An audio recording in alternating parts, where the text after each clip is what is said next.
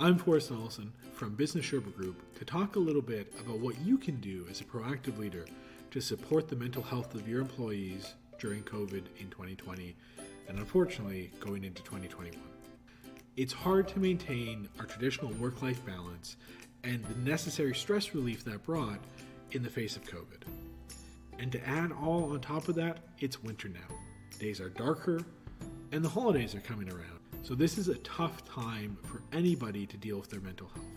So the question I want to help you answer as a manager who understands this and wants to do everything they can to help their employees is, what can I do to get my employees through this tough year, to get them to the other side of it so that when COVID ends, I can get back to the great productive workforce I know and appreciate and want to see again. I've got a couple of suggestions on how you can do that. The first is to really encourage you to offer support instead of trying to seek correction. Because we're all dealing with the difficulty that is COVID-19, it's important to remember that your employees are human beings dealing with all the same trials and tribulations that you're going through as well, and a couple of unique ones that you can't relate to. Often just sitting down and talking through a problem helps somebody identify where they need to improve. And remember, earn that loyalty that will keep them with you when things return to normal and they're able to recapture that excellent productivity that you've always appreciated about them. Actively encourage your employees to take their vacation.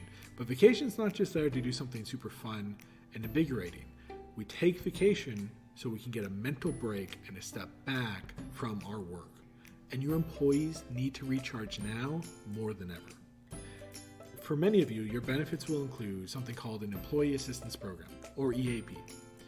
This is a resource that employees can use to get support to help them manage the stressors and other challenges we all face from time to time that can affect our work. Your EAP may cover everything from counseling to fitness coaching to group workshops. Most employees, and frankly, some employers, aren't really aware that they have this service and that they can use it to their full potential. So now is a good opportunity to remind your employees of what they have available to them and to encourage them to use it. And the final thing I'd suggest is a little bit of a curveball. Right now, we need a sense of pride in our work. It's been a bizarrely long and yet short year, and it can be hard for some of us to feel like we actually achieved all that much in 2020. The fact that we're still around right now, even if we're struggling, means we did something right, and we should celebrate that. So here's a fun challenge that I put to all of you.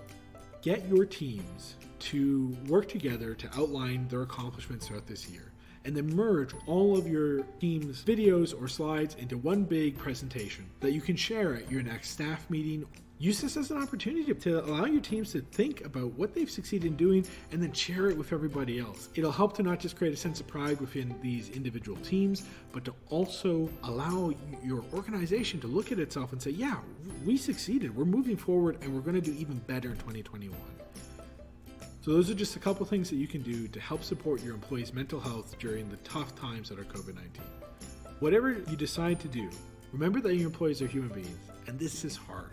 They don't want to be falling down if they are. They want to be productive, and we just need to give them the tools to succeed. I hope you're able to use some of these tips to do so, but whatever your techniques are, best of luck going into 2021, and let's take care of each other. I'm Forrest Allison. This has been a Business Sherpa Group guide on HR, and we hope to be seeing you soon.